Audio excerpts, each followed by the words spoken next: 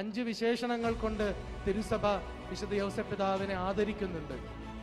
ഒന്ന് കുടുംബങ്ങളുടെ മധ്യസ്ഥനായിട്ട്, രണ്ടാമത്തേതായിട്ട് തിരുസഭയുടെ കാവൽക്കാരനായി വിശുദ്ധ യൗസേപ്പ് പിതാവിനെ ആദരിക്കുന്നു.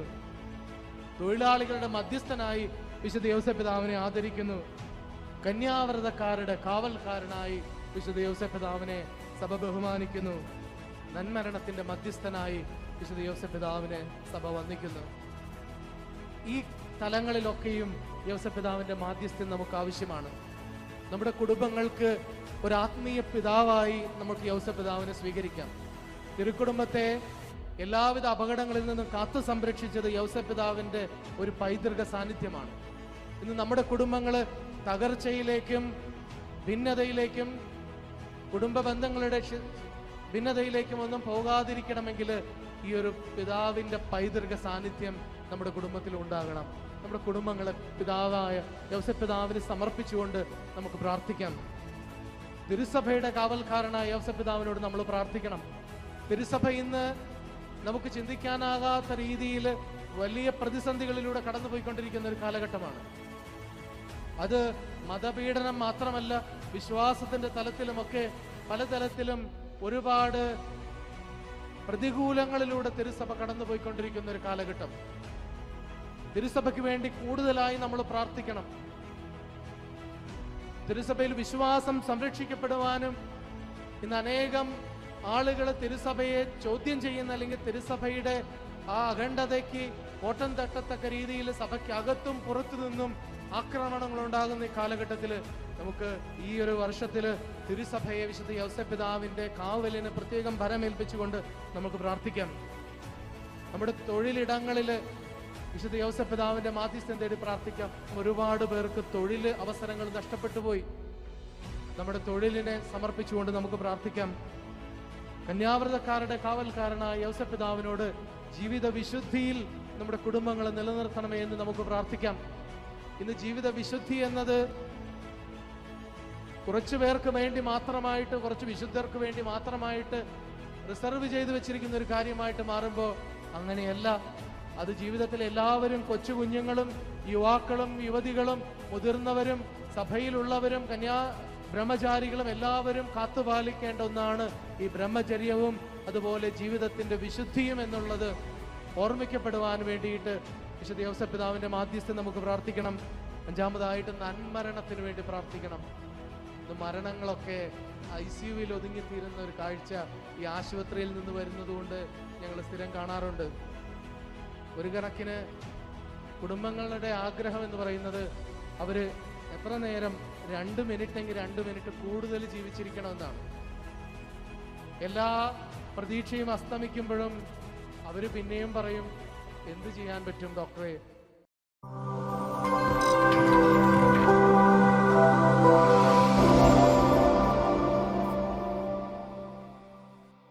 കുടുംബനാഥനായ വിശുദ്ധ യൗസേപ്പ് പിതാവിന്റെ സംരക്ഷണത്തിൽ നമ്മുടെ കുടുംബങ്ങളെയും നമുക്ക് സമർപ്പിച്ചുകൊണ്ട് പ്രാർത്ഥിക്കാം.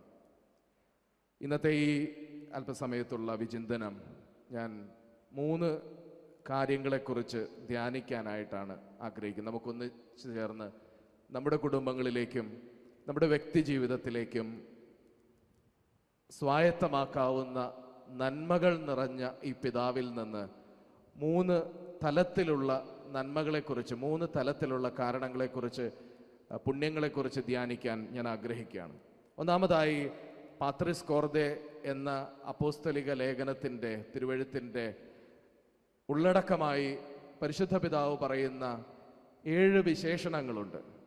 യൗസേപ്പ് പിതാവിനെ കുറിച്ച് ഫ്രാൻസിസ് പാപ്പ പറയുന്ന 7 വിശേഷണങ്ങളെക്കുറിച്ച് നമ്മൾ ധ്യാനിക്കും. ഓരോ വിശേഷണവും എടുത്തിട്ട് അതിൽ നിന്നും നമ്മുടെ ആത്മീയ ജീവിതത്തിന്, നമ്മുടെ കുടുംബ ജീവിതത്തിന്, നമ്മുടെ വ്യക്തി ജീവിതത്തിന് ആവശ്യമായ പുണ്യങ്ങളെക്കുറിച്ചുള്ള ഒരു ധ്യാനമാണ് ഒരു ഭാഗം.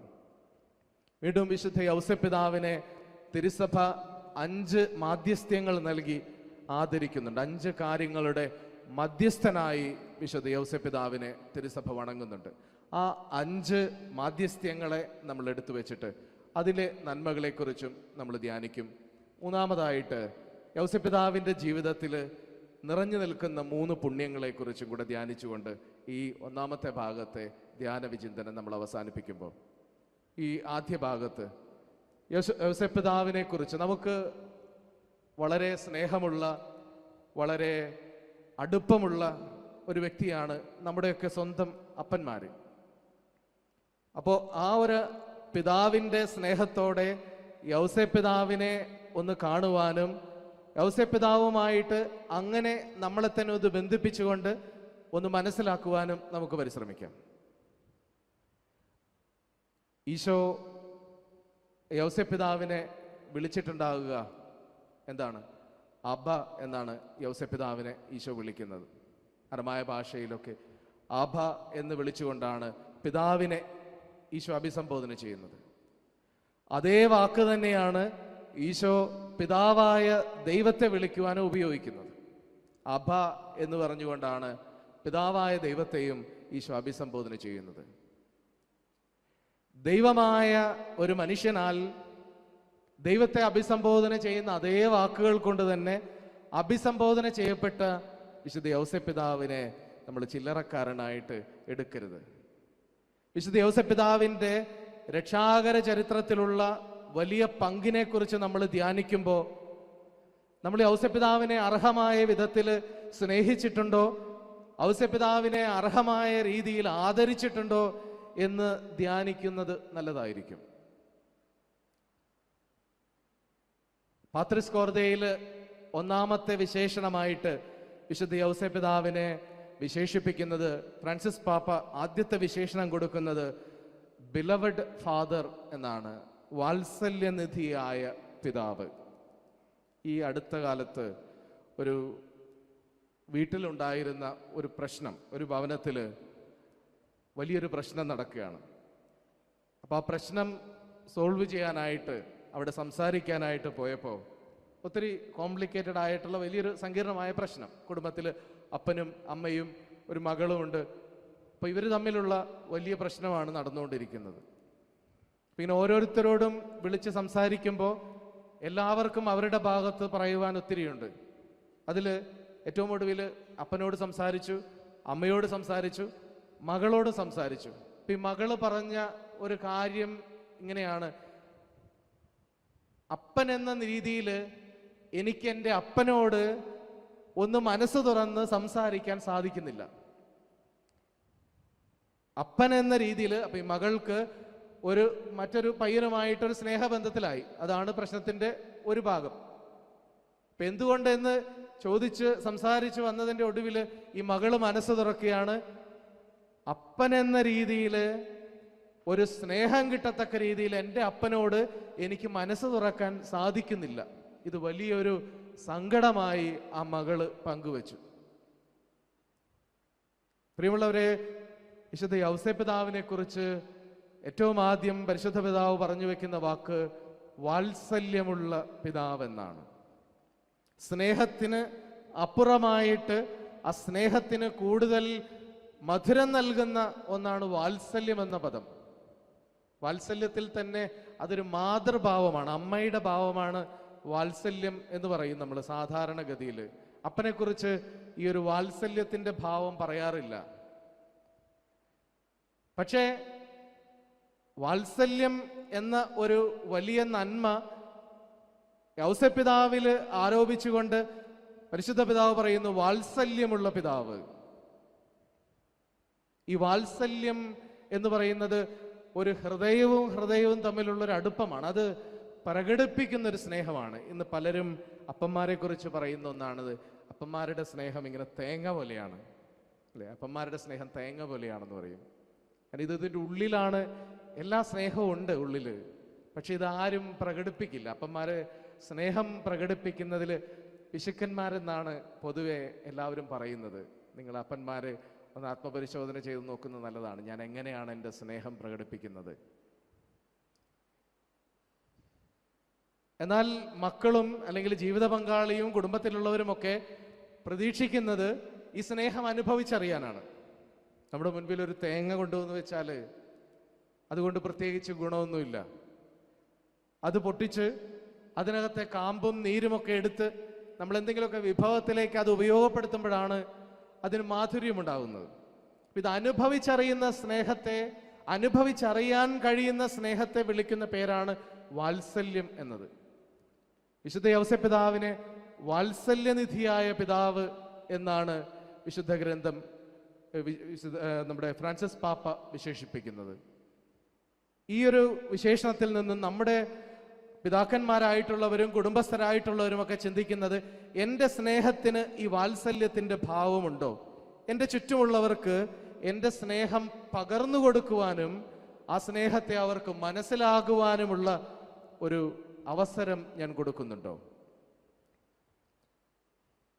പഴയ നിയമത്തിലെ ദൈവത്തെക്കുറിച്ച് പറയുന്നത് കോപിക്കുന്ന ദൈവം, അല്ലെങ്കിൽ നീതിമാനായ ദൈവം, ശാസിക്കുന്ന ദൈവം എന്നൊക്കെയാണ്.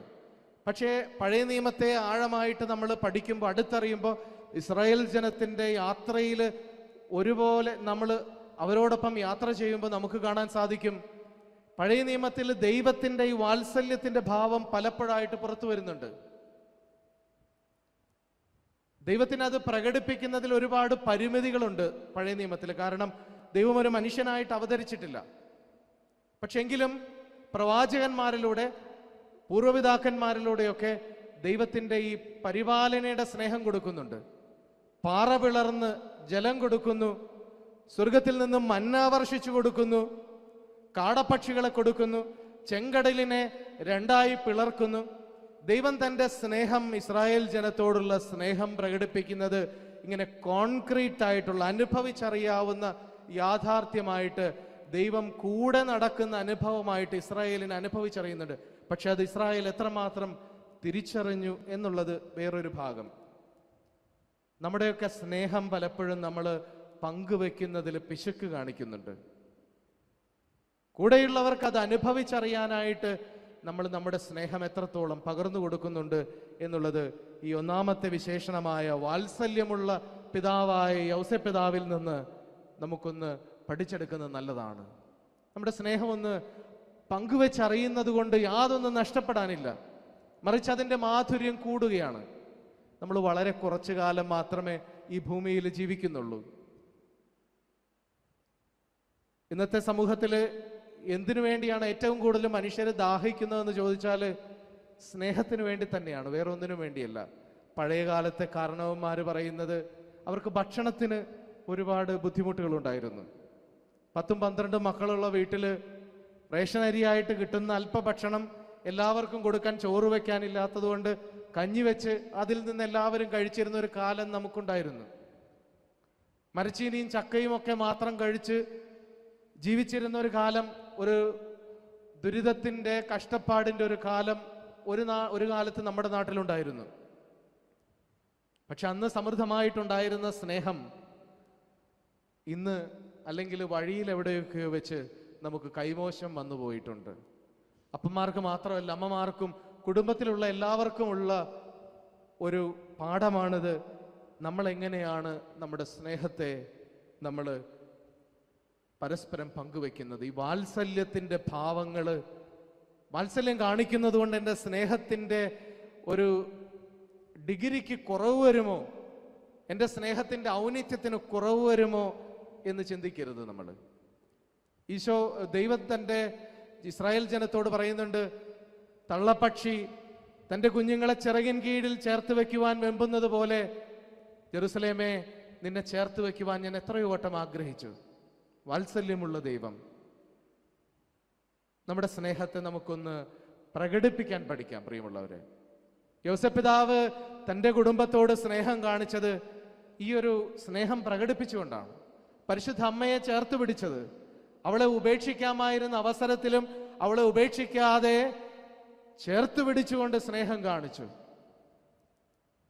തൻ്റെ ഇല്ലായ്മയിലും കഷ്ടപ്പാടിലും ദാരിദ്ര്യത്തിലും തിരുക്കുടുംബത്തിന്റെ ആവശ്യങ്ങൾക്കൊന്നും കുറവ് വരുത്താതെ സ്നേഹം ചേർത്ത് പിടിച്ചുകൊണ്ട് പലായനം ചെയ്യപ്പെട്ടി വന്നപ്പോഴും, ശത്രുവിൽ നിന്ന് രാത്രിക്ക് രാത്രി ഓടി രക്ഷപ്പെടേണ്ടി വന്നപ്പോഴുമൊക്കെ ഈ ചേർത്ത് പിടിച്ചുകൊണ്ടുള്ള ഈ ഒരു സ്നേഹം പ്രകടിപ്പിക്കുന്ന ഒരു സ്നേഹത്തിന് വേണ്ടി ആഗ്രഹിക്കുന്ന മനുഷ്യർ നമുക്കിന്ന് ചുറ്റുമുണ്ട്.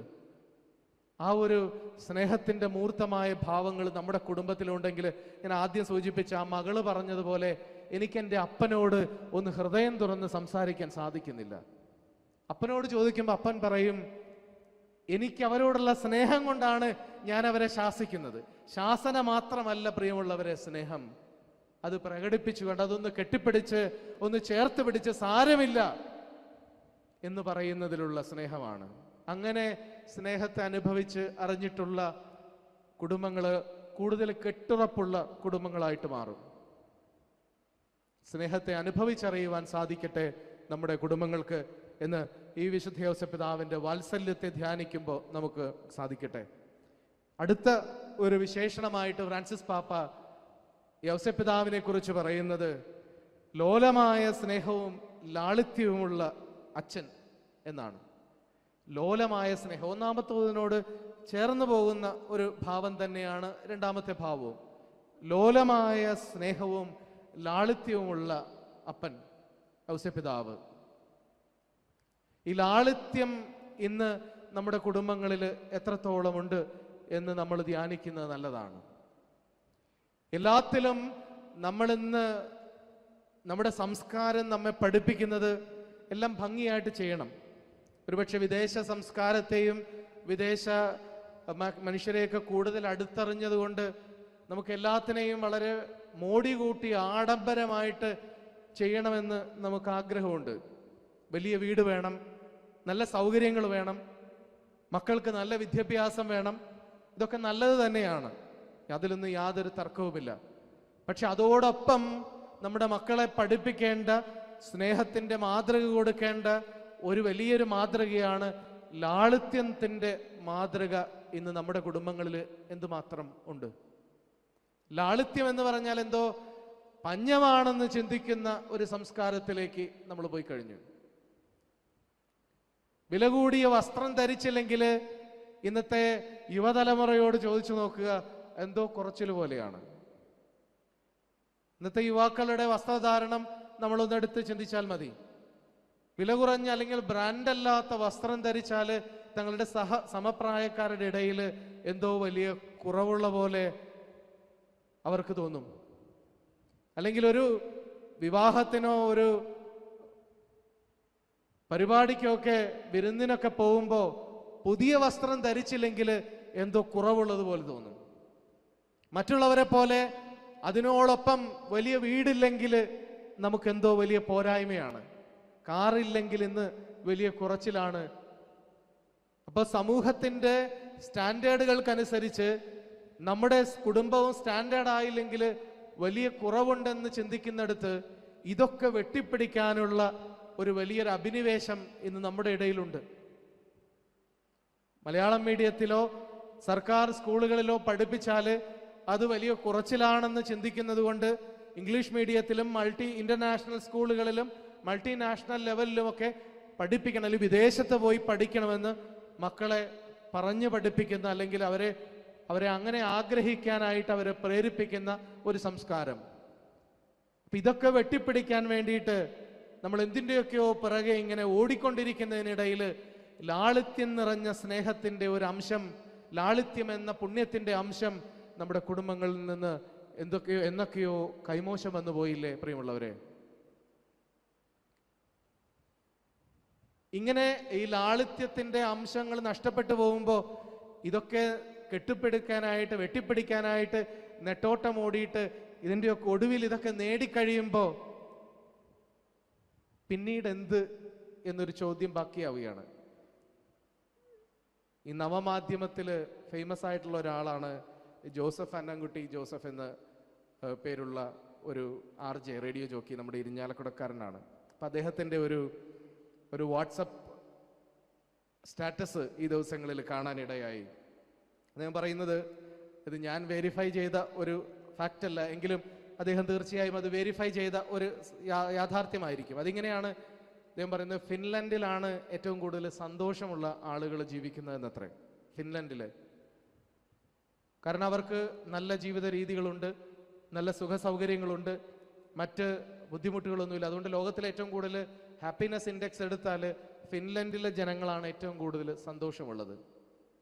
എന്നിട്ട് അദ്ദേഹം പറയുന്നു, അതുപോലെ തന്നെ ആത്മഹത്യാ നിരക്ക് ഏറ്റവും കൂടുതലുള്ളതും ഈ ഫിൻലൻഡിൽ തന്നെയാണത്രേ. ഇതെന്തുമാകട്ടെ ഇതിൻ്റെ യാഥാർത്ഥ്യം. പക്ഷെ ഇത് പറഞ്ഞു വെക്കുന്ന ഒരു യാഥാർത്ഥ്യമുണ്ട്. മനുഷ്യൻ നേടിയെടുക്കാനായിട്ട്, വെട്ടിപ്പിടിക്കാനായിട്ട് നെട്ടോട്ടമോടുന്ന ഈ കുറെ കാര്യങ്ങൾക്കൊക്കെ ഒരു പരിധി വരെ അവനെ സഹായിക്കാൻ സാധിക്കുകയുള്ളൂ. ഒരു പരിധി വരെ അവനെ സഹായിക്കാൻ സാധിക്കുകയുള്ളൂ. അതിനപ്പുറം അവനെ സംതൃപ്തനാക്കാൻ സാധിക്കുകയില്ല. അതിൻ്റെ കാരണം എന്താണ്? മനുഷ്യൻ ഭൗമിക ജീവിയുമാണ്, ഒരാത്മീയ ജീവിയുമാണ്. നമ്മൾക്കൊരു ശരീരവുമുണ്ട്, നമുക്കൊരാത്മാവുമുണ്ട്. ഈ കാണുന്ന നേട്ടങ്ങളൊക്കെ, നമ്മൾ ഈ പറഞ്ഞ കാര്യങ്ങളൊക്കെ സന്തോഷിപ്പിക്കുന്നത് അല്ലെങ്കിൽ ആശ്വസിപ്പിക്കുന്നത് മനുഷ്യനിലെ ഈ ശരീരത്തെയാണ്. പക്ഷേ ഈ ആത്മാവ് ശരീരത്തോടൊപ്പം തന്നെ, അല്ലെങ്കിൽ അതിനേക്കാൾ പ്രാധാന്യമുള്ള ഈ ആത്മാവിനെ ഇതിനൊന്നിനും സന്തോഷിപ്പിക്കാൻ സാധിക്കില്ല. അപ്പൊ ഈ ശരീരത്തിന്റെ ആവശ്യങ്ങളൊക്കെ ഒരുപാട് നിറവേറി കഴിയുമ്പോൾ പിന്നീട് എന്തോ കുറവുള്ളതുപോലെ, ഇനിയും എന്തൊക്കെയോ ബാക്കിയുള്ളതുപോലെ ഒരു തോന്നല് നമുക്കുണ്ടെങ്കിൽ ഓർക്കുക, അത് ആത്മാവിൻ്റെ ദാഹമാണ്. ഈ ഒരു ആത്മാവിൻ്റെ ദാഹത്തെ ശമിപ്പിക്കാൻ ലോകത്തിന് സാധിക്കാത്തത് കൊണ്ടാണ് ഈ സമൃദ്ധിയുടെയും സമ്പൽ സമൃദ്ധിയുടെയും നേട്ടങ്ങളുടെയും ഒക്കെ ഒടുവിലും പല പ്രസിദ്ധരായ മനുഷ്യരും തങ്ങളുടെ ജീവിതം അവസാനിപ്പിക്കുന്നത്. ഇത് തിരിച്ചറിയാതെ പോകുന്നു. അവര് തങ്ങൾ നേടിയെടുത്ത നേട്ടങ്ങളും തങ്ങൾക്ക് കൈവന്ന സൽപ്പേരുമൊക്കെ ഭൗമികമായ തലത്തിൽ മാത്രമേ തങ്ങളെ സന്തോഷിപ്പിക്കുന്നുള്ളൂ എന്ന് തിരിച്ചറിയാതെ തങ്ങളിൽ ആത്മാവിൽ ഉള്ള ഈ ഒരു ശൂന്യത അത് തിരിച്ചറിയാതെ പോകുന്നത് കൊണ്ടാണ് ഈ സമ്പൽ സമൃദ്ധിയുടെയും സന്തോഷത്തിൻ്റെയും ഒക്കെ ഈ ലോകത്ത് ഇതൊക്കെ കിട്ടിക്കഴിയുമ്പോൾ മനുഷ്യർ പിന്നെയും എന്തിനൊക്കെയോ വേണ്ടി ആഗ്രഹിക്കുന്നത്. അത് യഥാർത്ഥത്തിൽ ദൈവത്തിന് വേണ്ടിയുള്ള, സ്വർഗത്തിന് വേണ്ടിയുള്ള ഈ ദാഹവും ആഗ്രഹവുമാണെന്ന് തിരിച്ചറിയുമെങ്കിൽ ഓർക്കുക, തിരിച്ചറിയുക, മനുഷ്യന്റെ ഇന്ദ്രിയങ്ങളെയോ ശരീരത്തെയോ മാത്രം സന്തോഷിപ്പിച്ചതുകൊണ്ട് യഥാർത്ഥമായ സന്തോഷത്തിലേക്ക് നമുക്ക് എത്തിച്ചേരാൻ സാധിക്കില്ല. അത് പഠിപ്പിക്കുന്നതാണ് ലാളിത്യം. ലാളിത്യം നമ്മെ പഠിപ്പിക്കുന്നത് ഈ ശരീരത്തിന്റെ ആവശ്യങ്ങളെ നമ്മൾ ഒരു പരിധി വരെയേ സന്തോഷിപ്പിക്കാൻ പാടുള്ളൂ. ശരീരത്തിന്റെ ആഗ്രഹങ്ങളെ ഒരു പരിധി വരെയേ നമ്മൾ സന്തോഷിപ്പിക്കാൻ പാടുള്ളൂ. പണ്ടുകാലത്ത് അങ്ങനെയൊരു പുണ്യം നമ്മുടെ മക്കളെ, നമ്മുടെ കുടുംബങ്ങളിൽ കാരണവന്മാർ പഠിപ്പിച്ചിരുന്നു. അധികം സന്തോഷിക്കണ്ട, അല്ലെങ്കിൽ അധികം ആർഭാടമൊന്നും വേണ്ട. അതിന്റെ കാരണം ഇതധികം സ്വീകരിച്ചത് കൊണ്ട് കൂടുതൽ സന്തോഷം നേടാൻ പോകുന്നില്ല, പിന്നെയും അത് മറ്റൊരു തലത്തിലേക്ക് മാറിപ്പോവുക മാത്രമേ ഉള്ളൂ. എത്ര പണം കിട്ടിയാലും അതിനാരെയും സന്തോഷിപ്പിക്കാൻ പറ്റില്ല എന്ന് പറയുന്നത് പോലെയാണത്. അതുകൊണ്ട് ഈ ലാളിത്യം നിറഞ്ഞ സ്നേഹമുള്ള പിതാവ് ഒരുപാട് സമ്പൽ സമൃദ്ധിയിലൊന്നുമല്ല കർത്താവിനെ വളർത്തിയത്. തച്ചന്റെ മകൻ എന്ന് അവനെ വിളിക്കുമ്പോൾ അന്നന്നത്തെ ആഹാരത്തിനു വേണ്ടി അധ്വാനിച്ച് തിരുക്കുടുംബത്തെ പോറ്റിയ യൗസേപ്പ് ഈ ലാളിത്യമാർന്ന സ്നേഹത്തിന്റെ മാതൃകയാണ്. അതുകൊണ്ട് പ്രിയപ്പെട്ട അപ്പന്മാരെ, അമ്മമാരെ, നിങ്ങളുടെ മക്കൾക്ക് നിങ്ങൾക്ക് നമ്പർ 1 ആക്കാൻ അവരെ സാധിച്ചില്ലെങ്കിൽ, അല്ലെങ്കിൽ സമൂഹം ആഗ്രഹിക്കുന്ന രീതിയിൽ അവർക്ക് ഏറ്റവും ഉചിതമായത് അല്ലെങ്കിൽ ഏറ്റവും ഉന്നതമായത് കൊടുക്കുവാൻ സാധിക്കുന്നില്ലെങ്കിൽ സാരമില്ല. അവർക്ക് ലാളിത്യത്തിന്റെ പാഠങ്ങൾ നൽകുവാൻ നിങ്ങൾക്ക് സാധിക്കുന്നെങ്കിൽ ദൈവത്തിന്റെ ദൃഷ്ടിയിൽ നിങ്ങൾ കൂടുതൽ ഔന്നിത്യമുള്ളവരാണ് എന്ന് നിങ്ങൾ തിരിച്ചറിയണം. മൂന്നാമതായിട്ട് യൗസപിതാവിനെ കുറിച്ച് പറയുന്നത് അനുസരണമുള്ള പിതാവെന്നാണ്. അനുസരണമുള്ള പിതാവ്, അതൊരു വലിയ തിരിച്ചറിവാണ്. എന്താണ് ഈ അനുസരണമുള്ള പിതാവ് എന്ന് പറയുന്നത്? ഒരിക്കല് ഒരപ്പനും അമ്മയ്ക്കും ഏറെ നാളത്തെ പ്രാർത്ഥനകൾക്കും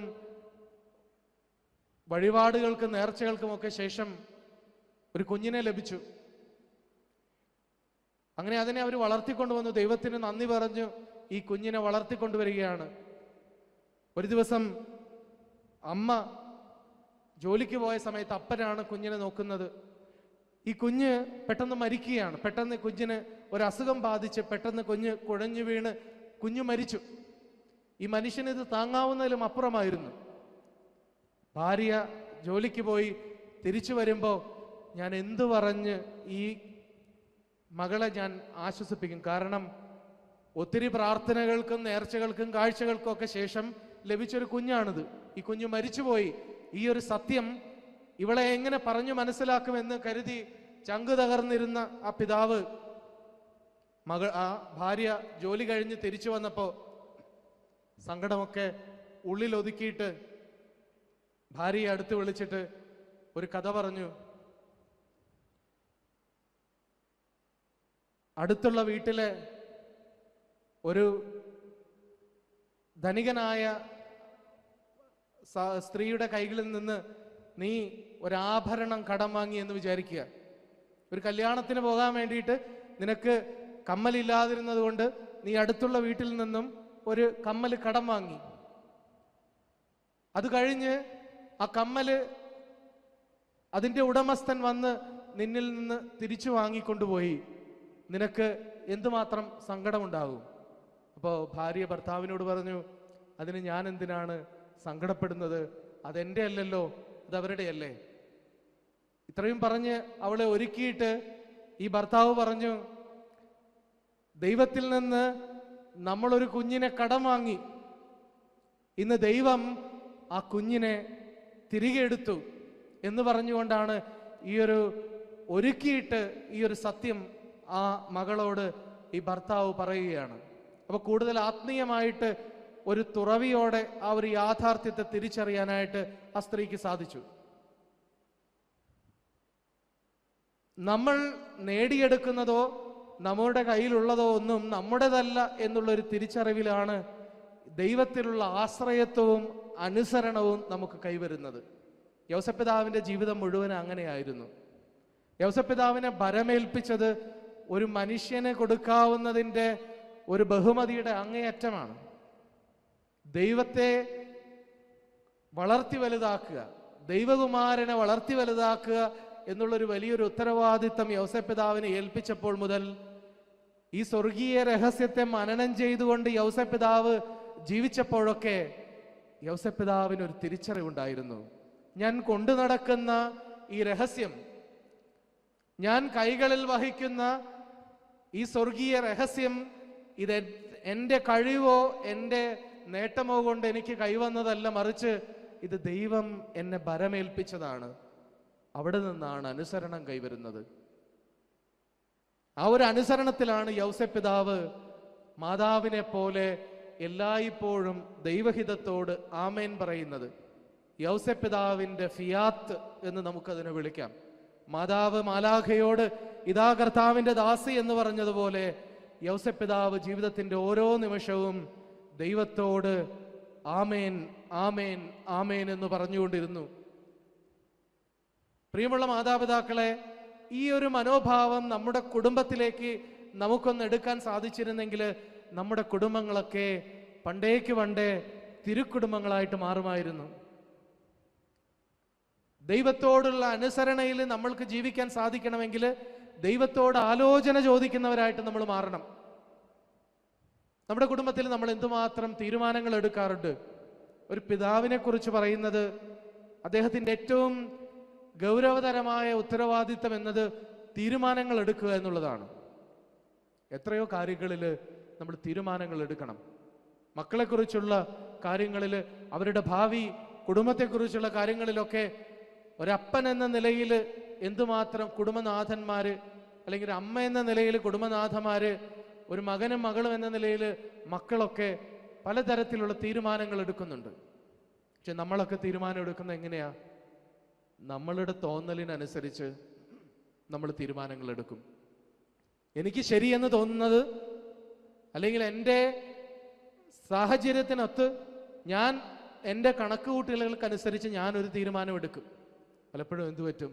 നമ്മുടെ തീരുമാനങ്ങളൊക്കെ അബദ്ധത്തിൽ ചെന്ന് ചാടും. അവിടെയാണ് യൗസപിതാവിൻ്റെ അനുസരണം മനോഹരമായ മാതൃകയായിട്ട് മാറുന്നത്. അനുസരണമുള്ള ദൈവത്തോട് അനുസരണം പെട്ടുകൊണ്ട്, ദൈവത്തോട് വിധേയപ്പെട്ടുകൊണ്ട് നമ്മൾ തീരുമാനങ്ങൾ എടുത്താൽ നമ്മുടെ തീരുമാനങ്ങൾക്കൊക്കെ കൂടുതൽ ദൈവാശ്രയത്വവും ദൈവകൃപയും കൈവരും.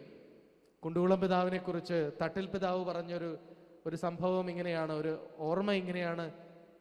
ഈ തൃശ്ശൂർ അതിരൂപത നിലവിൽ വരുന്ന സമയത്ത് അതിൻ്റെ ആരംഭഘട്ടങ്ങളിൽ പള്ളികൾ പണിയാനായിട്ട് ഒരുപാട് പാവപ്പെട്ട ഇടവകളിൽ നിന്ന് നിവേദനങ്ങൾ വരും ബിഷപ്പ് ഹൗസിൽ.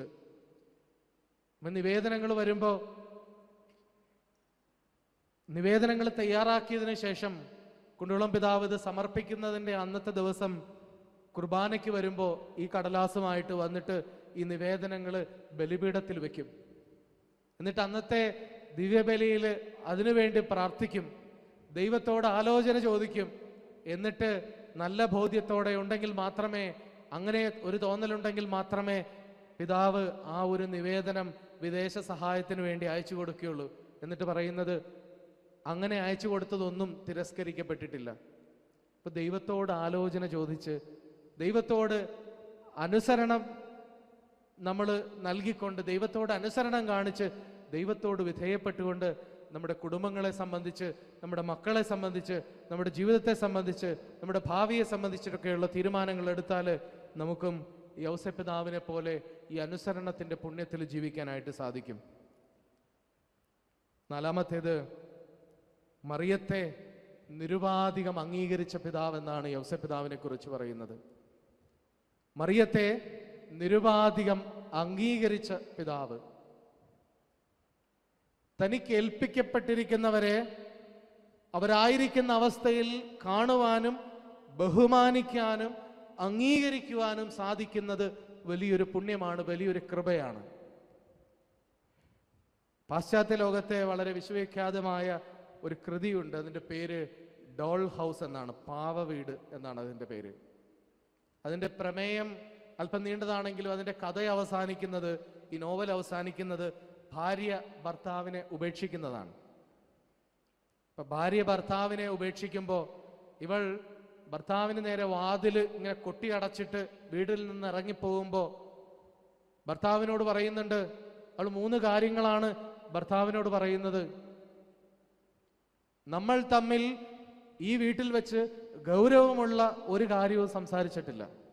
നമ്മൾ തമ്മിൽ ഈ വീട്ടിൽ വെച്ച് ഗൗരവമുള്ള ഒരു കാര്യവും സംസാരിച്ചിട്ടില്ല. രണ്ടാമത് അവൾ പറഞ്ഞു, നമ്മൾ തമ്മിലുള്ള അകലം ഓരോ ദിവസവും കൂടിക്കൊണ്ടിരുന്നു, നമ്മൾ അപരിചിതരെ പോലെയാണ് ഈ വീട്ടിൽ താമസിച്ചത്. മൂന്നാമതായിട്ട് അവൾ പറഞ്ഞു, നിങ്ങൾക്ക് വേണ്ടത് ഒരു പാവയെയായിരുന്നു. ഇതിന്റെ പ്രമേയം എന്തുമായിക്കൊള്ളട്ടെ, ഈ നോറ എന്ന കഥാപാത്രമാണ് ഈ കാര്യങ്ങൾ, ഈ ഒരു ആരോപണങ്ങൾ അവളുടെ ഭർത്താവിന് നേരെ ഉന്നയിക്കുന്നത്. നമ്മൾ തമ്മിൽ ഈ വീട്ടിൽ ഗൗരവമുള്ളതൊന്നും സംസാരിച്ചിട്ടില്ല, നമ്മൾ ഈ വീട്ടിൽ അപരിചിതരെ പോലെയായിരുന്നു, നിങ്ങൾക്ക് വേണ്ടതൊരു പാവയായിരുന്നു. ഇന്ന് പല കുടുംബങ്ങളുടെയും ശിഥിലീകരണത്തിന് കാരണമാകുന്ന വലിയൊരു സത്യമാണ് ഈ ഒരു ഭാര്യയ്ക്ക് തൻ്റെ ഭർത്താവിനോടുള്ള പരാതിയിൽ നിറഞ്ഞു നിൽക്കുന്നത്. ഈ അടുത്ത് തമാശയായിട്ട് ഒരു കാര്യം കേട്ടത്,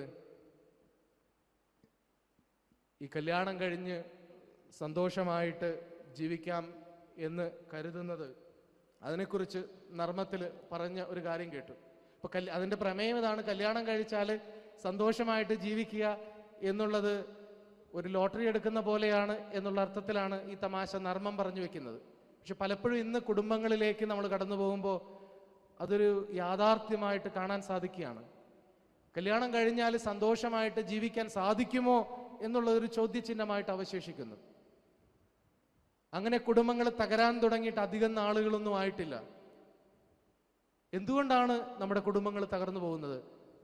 ഭാര്യ ഭർത്താവിനെ അംഗീകരിക്കാനും നിരുപാധികം സ്വീകരിക്കാനും തയ്യാറാകുന്നില്ല. പ്രണയവിവാഹങ്ങൾ പെട്ടെന്ന് തന്നെ തകർന്നു പോകുന്നത് സ്ഥിരം കാഴ്ചയായി മാറിക്കഴിഞ്ഞു. ഇതിൻ്റെയൊക്കെ കാരണം എന്താണ്? ഭാര്യയ്ക്ക് ഭർത്താവിനെ കുറിച്ചൊരു കാഴ്ചപ്പാടുണ്ട്. എൻ്റെ ഭാര്യ ഇങ്ങനെയായിരിക്കും,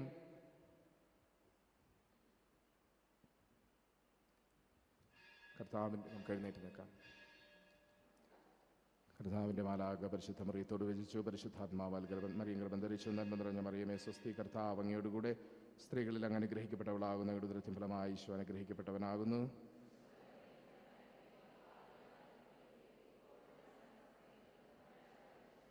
ഇതാ കർത്താവിൻ്റെ ദാസി, നിന്റെ വചനം പോലെ ഉണ്ടാകട്ടെ. നന്മ നിറഞ്ഞ മറിയമേ സ്വസ്തി, കർത്താവ് അങ്ങയോടുകൂടെ സ്ത്രീകളിൽ അങ്ങ് അനുഗ്രഹിക്കപ്പെട്ടവളാകുന്നു, അങ്ങയുടെ ഉദരത്തിൻ ഫലമായി ഈശോ അനുഗ്രഹിക്കപ്പെട്ടവനാകുന്നു.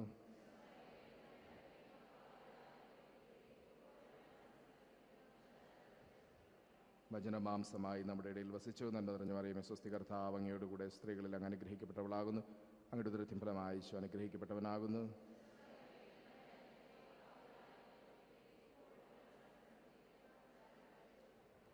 ഈശോ മിശിഹായുടെ വാഗ്ദാനങ്ങൾക്ക് ഞങ്ങൾ യോഗ്യരാകുവാൻ പ്രാർത്ഥിക്കാം.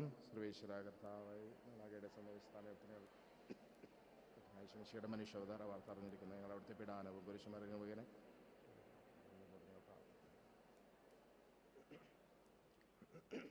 പിതാവിനും പുത്രനും പരിശുദ്ധാത്മാവിനും സ്തുതി. പിതാവിനും പുത്രനും പരിശുദ്ധാത്മാവിനും സ്തുതി. പിതാവിനും പുത്രനും പരിശുദ്ധാത്മാവിനും സ്തുതി. ഈശോ മിശിഹായ്ക്ക് സ്തുതിയായിരിക്കട്ടെ.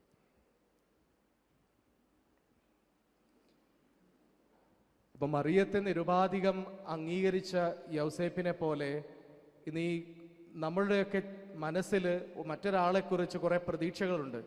ഇന്നയാള് ഇങ്ങനെ ആയിരിക്കും എന്നോട് പെരുമാറുക, ഇങ്ങനെ എന്നെ സ്നേഹിക്കും. പക്ഷേ സംഭവിക്കുന്നത് ഒരുപക്ഷെ നമ്മുടെ പ്രതീക്ഷകൾക്ക് ഒത്തായിരിക്കുകയില്ല.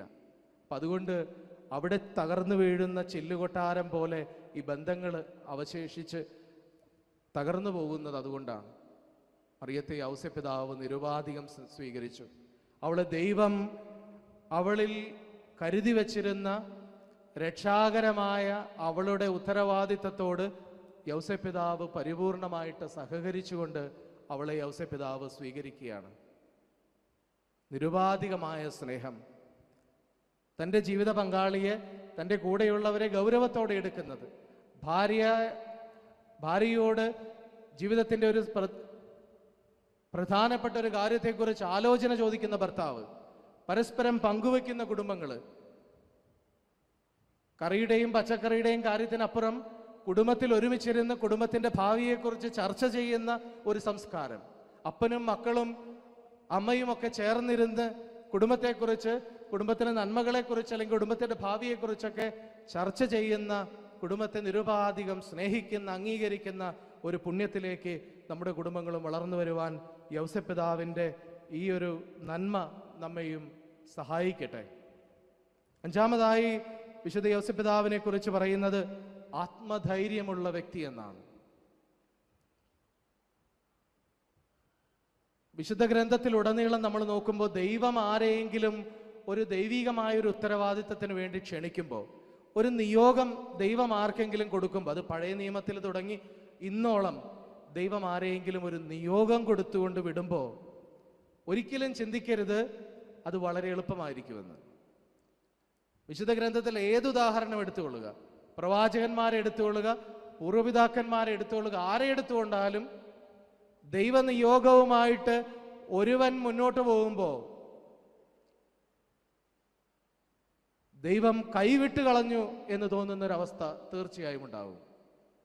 ഒരിക്കലും ചിന്തിക്കരുതോ ദൈവമാണല്ലോ എന്നെ ഇങ്ങനെ ഒരു നിയോഗം ഏൽപ്പിച്ചത്, ഞാൻ ഏറ്റെടുത്തിരിക്കുന്നത് ദൈവിക നിയോഗമാണല്ലോ, അതുകൊണ്ട് ഞാൻ പോകുന്ന വഴികളിലൊക്കെയും ദൈവം എനിക്ക് മാലാഖമാരെ അയച്ച് ഇങ്ങനെ പരവതാനി വിരിച്ചു തരുമെന്ന് നമ്മൾ ആരും ചിന്തിക്കരുത്. മറിച്ച് അങ്ങനെ പോകുന്നവരെയൊക്കെ തീക്കനലിലൂടെയാണ് കർത്താവ് നടത്തിയിട്ടുള്ളത്. യൗസേപ്പിതാവിൻ്റെ ജീവിതവും ഒട്ടും വ്യത്യസ്തമല്ല. ഈ നിയോഗം ഏറ്റെടുത്ത നാള് മുതൽ അവൻ്റെ മരണസമയം വരെ കഷ്ടപ്പാടിൻ്റെയും പ്രതിസന്ധികളുടെയും പ്രതികൂലങ്ങളുടെയും നടുവിൽ എന്ത് ചെയ്യണമെന്നറിയാതെ പകച്ചു നിന്ന നിമിഷങ്ങൾ യൗസേപ്പിതാവിൻ്റെ ജീവിതത്തിൽ ഉണ്ടായിട്ടുണ്ട്. അതുകൊണ്ട് നമ്മുടെയൊക്കെ ജീവിതത്തിലും കുരിശുകൾ കടന്നു വരുമ്പോൾ ഓർക്കണം, ഒരു ദൈവനിയോഗത്തിന് വേണ്ടിയാണ് എൻ്റെ ദൈവവിളിയെങ്കിൽ, ഞാൻ നടക്കുന്നത് ദൈവം എന്നെ ഏൽപ്പിച്ച നിയോഗത്തിൻ്റെ വഴിയിലാണെങ്കിൽ തീർച്ചയായും എൻ്റെ മുൻപിലുണ്ടാകുക കല്ലും മുള്ളും കുരിശും തന്നെയായിരിക്കും. അത് തന്നെയാണ് യൗസേപ്പിതാവ്. അവിടെ യൗസേപ്പിതാവ് കാണിച്ച ധീരതയാണ് യൗസേപ്പിതാവിൻ്റെ ആത്മധൈര്യം. കാരണം ദൈവം വിളിച്ചിട്ടുണ്ടെങ്കിൽ വിളിച്ചവൻ വിശ്വസ്തനാണ്, നമ്മൾ കൂടെ നിൽക്കാനുള്ള ചങ്കുറപ്പുണ്ടാകണമെന്ന് മാത്രം. ഈ ചങ്കുറപ്പുള്ള ഇല്ലെങ്കിൽ വഴിയിൽ വീണുപോകും. ആ ഒരു ആത്മധൈര്യത്തിന് വേണ്ടി നമുക്ക് വിശുദ്ധ യൗസേപ്പിതാവിനോട് പ്രാർത്ഥിക്കാം. ഈ ദൈവനിയോഗത്തോട് ചേർന്ന് നിൽക്കാൻ അത് മാനുഷികമായൊരു കരുത്ത് പോരാ. സഹിക്കുന്ന മനുഷ്യർക്ക് കൂടുതൽ കൃപ ലഭിക്കുന്നത് അതുകൊണ്ടാണ്. ചില മനുഷ്യരെയൊക്കെ ഈ കാലഘട്ടത്തിൽ പരിചയപ്പെടാൻ ഇടവന്നിട്ടുണ്ട്. തീക്കനലിലൂടെ നടന്നു പോകുന്ന മനുഷ്യര്, കുടുംബത്തിലെ പ്രശ്നങ്ങൾ, കടബാധ്യതകള്, മറ്റ് ഒരുപാട് പ്രതിസന്ധികളുടെ നടുവിൽ, പക്ഷേ ജപമാല കയ്യിൽ നിന്ന് താഴെ വെക്കില്ല. ഒരു ദിവസം ഒന്നും അതിൽ കൂടുതലും ദിവ്യബലിയിൽ പങ്കെടുക്കും, നിത്യാരാധനയിൽ പോയിരിക്കും. നമ്മൾ ചിന്തിക്കും, ഈ മനുഷ്യർക്ക് എങ്ങനെ ഇത്രത്തോളം ദൈവത്തിൽ ആശ്രയിക്കാൻ സാധിക്കുന്നു? ചില മനുഷ്യർ ഈ ഇടയ്ക്കും എന്നെ വിളിക്കാറുണ്ട്, സംസാരിക്കാറുണ്ട്. അവരുടെയൊക്കെ ജീവിതത്തിൽ കുരിശുകൾ ഒഴിഞ്ഞിട്ട് ഒരു നേരവുമില്ല, പക്ഷെ ഇപ്പോഴും ദൈവത്തിൽ ആശ്രയിക്കുന്നു. അപ്പോൾ എന്നിട്ട് ഒരു സഹോദരൻ പറഞ്ഞു, കുരിശുകൾ ഉണ്ടായിരുന്നത് കൊണ്ടാണച്ചോ ഞാൻ ഇന്ന് വരെ ഇത്രത്തോളം ദൈവത്തോട് ചേർന്ന് നിന്നത്. ഒരുപക്ഷെ ഈ കുരിശ് എൻ്റെ ജീവിതത്തിൽ ഇല്ലായിരുന്നുവെങ്കിൽ ഞാൻ പണ്ടേ എൻ്റെ വഴിയെ പോയാന് ദൈവത്തെ മറന്നിട്ട്. കുരിശുകൾ നല്ലതാണ്, ആത്മധൈര്യം വേണമെന്ന് മാത്രം യോസേപ്പിതാവിനോട് നമുക്ക് പ്രാർത്ഥിക്കാം. വീണ്ടും കഠിനാധ്വാനിയായ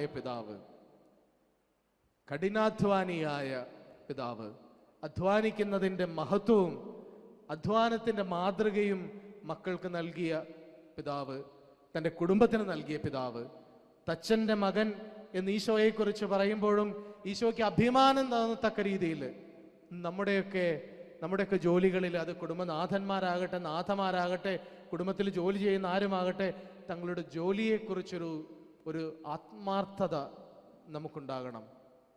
അതേത് മേഖലയിൽ എവിടെ ജോലി ചെയ്താലും, പലപ്പോഴും ഇന്ന് ജോലിക്കാരെ പലതരത്തിൽ കാണാറുണ്ട്. ഞങ്ങൾ ഈ സ്ഥാപനത്തിലൊക്കെ ജോലി ചെയ്യുന്നത് കൊണ്ട് പലതരത്തിലുള്ള ജോലിക്കാരെ കാണാറുണ്ട്. ചില മനുഷ്യർ ജോലി ചെയ്യുന്നത് അതവരുടെ ജീവിതം തന്നെയാക്കി മാറ്റുന്നു. അതിനോട് 100% ആത്മാർത്ഥതയുള്ള മനുഷ്യർ, അങ്ങനെയുള്ള ആളുകൾ ചെയ്യുന്ന ജോലി അത് തന്നെ ഒരു സുവിശേഷവും ഒരു പുണ്യവും ഒരു സന്തോഷവും മറ്റുള്ളവർക്ക് ദൈവത്തെ കാണിച്ചു കൊടുക്കുന്ന ഒന്നായി മാറുമ്പോൾ, ചില മനുഷ്യർ എങ്ങനെയെങ്കിലും മാസത്തിൻ്റെ അവസാനം ശമ്പളം കിട്ടണമെന്ന രീതിയിൽ മാത്രം ജോലി ചെയ്തു കൊണ്ടുപോകുമ്പോൾ നമ്മുടെ അധ്വാനത്തെ ദൈവീകമായ പുണ്യമാക്കി മാറ്റുവാനുള്ള ഒരു മാതൃക യോസേപ്പിതാവ് നൽകുന്നു. അവസാനത്തേതും 7ാമത്തേതുമായ പുണ്യം വിശുദ്ധ യോസേപ്പിതാവിനെ കുറിച്ച് പറയുന്നത് ഏറ്റവും സുന്ദരമായ ഒരു വിശേഷണമാണ്. എനിക്ക് യോസേപ്പിതാവിനെ കുറിച്ച് പാപ്പ പറഞ്ഞതിൽ ഏറ്റവും ഇഷ്ടമുള്ള ഒരു ഭാഗവും ഒരു വിവരണവും ഇത് തന്നെയാണ്. ദൈവപിതാവിൻ്റെ നിഴലായി ഈ ഭൂമിയിൽ ജീവിച്ച മനുഷ്യൻ. തുടക്കത്തിൽ പറഞ്ഞു, ഈശോ യോസേപ്പിതാവിനെ വിളിച്ചതും ദൈവപിതാവിനെ വിളിച്ചതും ഒരേ പേരാണ്, അബ്ബ എന്ന്. യോസേപ്പിതാവ് ഈശോയ്ക്ക് എന്തെല്ലാം ആയിരുന്നുവോ അത് പിതാവായ ദൈവത്തിന് ഈ ഭൂമിയിൽ വന്ന് എന്താകാൻ സാധിക്കുമായിരുന്നില്ല. അതിന് പകരമായി പിതാവായ ദൈവത്തിൻ്റെ സ്ഥാനത്ത് നിന്ന് ഈശോയെ വളർത്തിക്കൊണ്ടുവന്നൊരു മനുഷ്യൻ, പിതാവായ ദൈവത്തിൻ്റെ നിഴലായി നിന്ന മനുഷ്യൻ.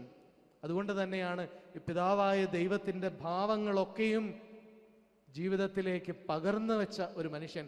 വിശുദ്ധ ഗ്രന്ഥത്തിൽ നീതിമാൻ എന്നൊരൊറ്റ വാക്കിൽ യോസേപ്പിതാവിൻ്റെ ജീവിതം അവസാനിപ്പിക്കുമ്പോൾ, വിശേഷണം അവസാനിപ്പിക്കുമ്പോൾ, ഒരു നിതാന്തമായൊരു മൗനത്തിൽ യോസേപ്പിതാവിൻ്റെ ജീവിതം മൂടിവെക്കപ്പെടുമ്പോൾ, അത് ഈ പിതാവായ ദൈവത്തിൻ്റെ, ഈ അരൂപിയായ ദൈവത്തിൻ്റെ ഒരു ഭാവം വിശുദ്ധ യോസേപ്പിതാവിൻ്റെ ജീവിതത്തിനും യോസേപ്പിതാവ് എന്ന കഥാപാത്രത്തിനും വചനം നൽകുന്നത് കൊണ്ടാണ് ഈ മൗനത്തിൻ്റെ ഒരു മൂടുപടം കൊണ്ട് യോസേപ്പിതാവിൻ്റെ ജീവിതത്തെ മൂടിവെക്കുന്നത്.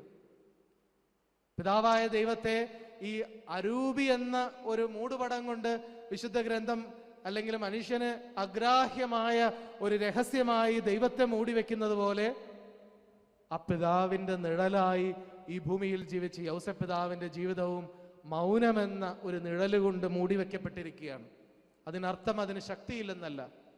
കാണപ്പെടാത്തതിനൊന്നും ശക്തിയില്ലെന്ന് ചിന്തിക്കുന്നത് മൗഢ്യമാണ്. കാണപ്പെടാത്ത വസ്തുക്കൾ കൊണ്ടാണ് ഈ ഭൂമിയിൽ ഏറ്റവും ശക്തിയുള്ള കാര്യങ്ങൾ നിർവഹിക്കപ്പെടുന്നത്. ഈ പ്രപഞ്ചത്തിൽ നിറഞ്ഞു നിൽക്കുന്ന എല്ലാ വസ്തുക്കളും നിർമ്മിക്കപ്പെട്ടിരിക്കുന്നത് അതിൻ്റെ അടിസ്ഥാന ഘടകങ്ങളായ ആറ്റങ്ങളെ കൊണ്ടാണെന്ന് ശാസ്ത്രം പറയുന്നു. ഈ ആറ്റങ്ങളെ കാണാൻ മനുഷ്യന് സാധിക്കുന്നില്ല, പക്ഷേ അവ കൊണ്ടാണ് ഈ ഭൂമിയിലുള്ള എല്ലാ ശക്തികളും നിയന്ത്രിക്കപ്പെടുന്നത്. വൈദ്യുതിയെ നമുക്ക് കാണാൻ സാധിക്കുന്നില്ല, പക്ഷേ ഈ വൈദ്യുതി കൊണ്ടാണ് എൻ്റെ ഈ കൊച്ചു സ്വരത്തെ നിങ്ങൾക്ക് കേൾക്കാവുന്ന രീതിയിൽ വലുതാക്കി കേൾപ്പിക്കുന്നത്. കാണപ്പെടാത്തതിനൊന്നും ശക്തിയില്ലെന്ന് ചിന്തിക്കരുത്, മൗനമായിരിക്കുന്നതിനൊന്നും ശക്തിയില്ലെന്ന് ചിന്തിക്കരുത്. യോസേപ്പിതാവ് പിതാവായ ദൈവത്തിൻ്റെ നിഴലായി ഈ ഭൂമിയിൽ ജീവിച്ചു. വലിയ ഒച്ചപ്പാടും ബഹളവും ഒന്നുമില്ലാതെ കടന്നുപോയി. ഒരുപക്ഷെ നിങ്ങളും ചിന്തിക്കും, എൻ്റെ ജീവിതത്തിന് എന്ത് പ്രസക്തിയുണ്ട്? അമ്മമാര് പറയും, എൻ്റെ ജീവിതം ഇങ്ങനെ ഈ അടുക്കളയിൽ തേഞ്ഞു തീരും. അപ്പന്മാര് പറയും, ഈ കുടുംബത്തിന് വേണ്ടി അധ്വാനിച്ചിട്ടൊരു നന്ദി പോലും കിട്ടാതെ എൻ്റെ ജീവിതം ഇങ്ങനെ തീരുമെന്ന് ആരോടും പറയാതെ പരിദേവനം ചെയ്യുന്ന ഒരുപാട് അപ്പന്മാര് നമുക്ക് ചുറ്റുമുണ്ട്. മക്കള് വലിയ സ്നേഹം കാണിക്കില്ല, കുടുംബത്തിന് വലിയ വിലയില്ല. പലപ്പോഴും നമ്മുടെയൊക്കെ ജീവിതത്തിനുള്ള ഒരു സങ്കടങ്ങളും ഇതാണ്. നമ്മുടെയൊക്കെ ജീവിതത്തിന്റെ പ്രസക്തി മൗനത്തിൽ ഒതുങ്ങി പോകുന്നുണ്ടോ? ഓർക്കുക, യോസേഫ് പിതാവിന്റെ ജീവിതം ഈ നിഴലുകൊണ്ട് മൂടപ്പെട്ടിരുന്നെങ്കിലും അത് വലിയൊരു സത്യം ലോകത്തോട് വിളിച്ചു പറഞ്ഞുകൊണ്ടിരുന്നു. നമ്മൾ ദൈവം ഏൽപ്പിച്ച നിയോഗം ഒരു നിഴല് പോലെ ചെയ്യുവാൻ നമ്മൾ ആത്മാർത്ഥത കാണിച്ചാൽ തീർച്ചയായിട്ടും നമ്മുടെ ജീവിതവും വിലയുള്ളതാണ്.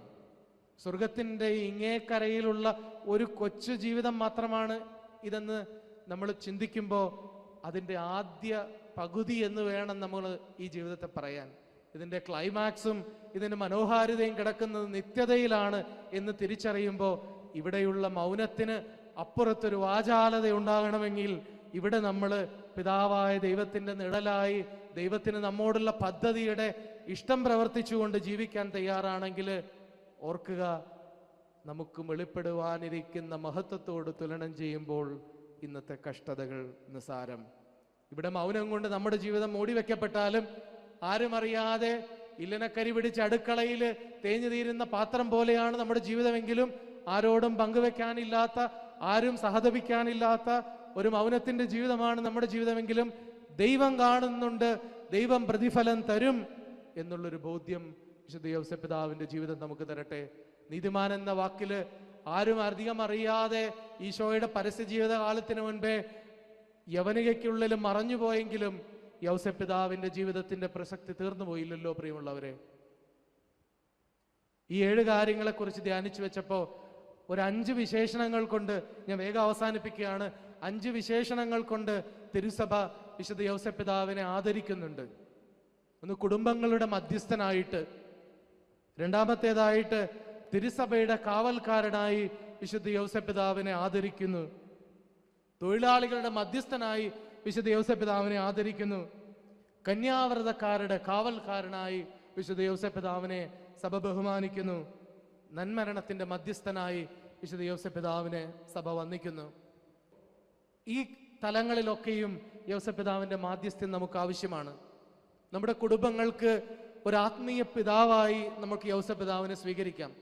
തിരുക്കുടുംബത്തെ എല്ലാവിധ അപകടങ്ങളിൽ നിന്നും കാത്തു സംരക്ഷിച്ചത് യോസേഫ് പിതാവിന്റെ ഒരു പൈതൃക സാന്നിധ്യമാണ്.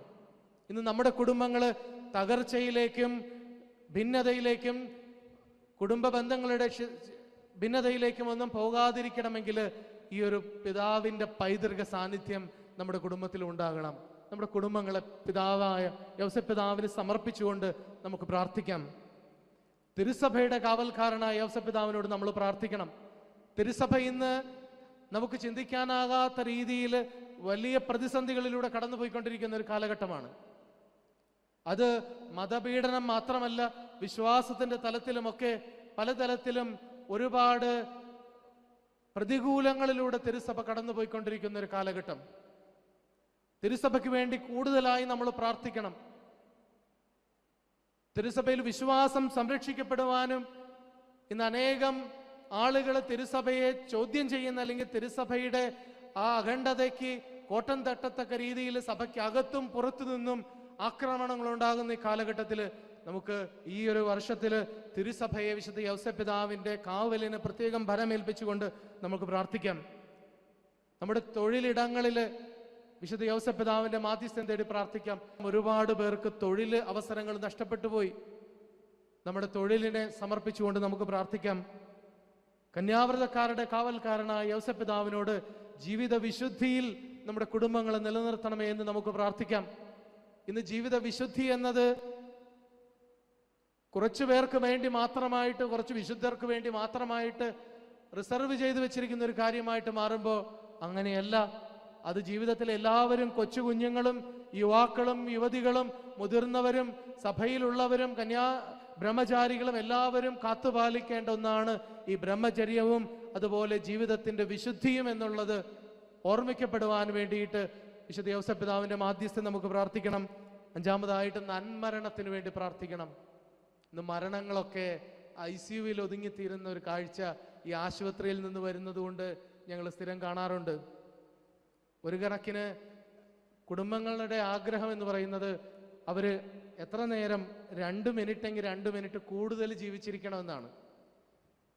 എല്ലാ പ്രതീക്ഷയും അസ്തമിക്കുമ്പോഴും അവര് പിന്നെയും പറയും, എന്ത് ചെയ്യാൻ പറ്റും ഡോക്ടറെ, കൊമ്പും കുഴലും അകത്തേക്കിട്ട് കുറച്ചു നേരം കൂടെ ജീവിപ്പിക്കട്ടെ.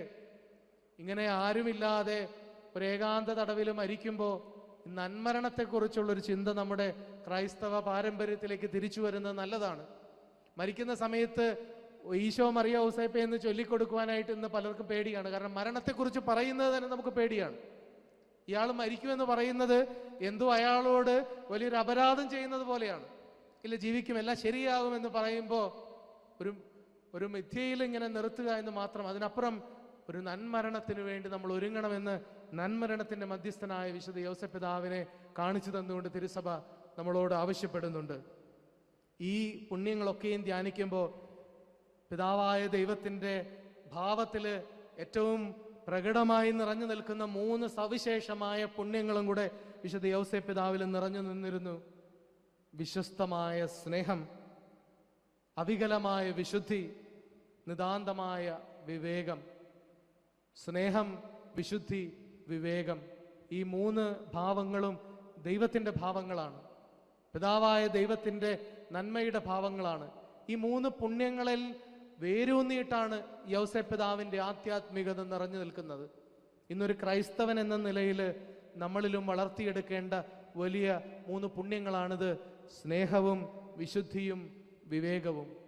ഈ 3 പുണ്യങ്ങളെയും നമ്മുടെ ജീവിതത്തിൽ വളർത്തിയെടുക്കാനായിട്ട് വിശുദ്ധ യോസേപ്പ് പിതാവിൻ്റെ സ്വർഗീയ മാധ്യസ്ഥ്യം നമുക്ക് യാചിക്കാം.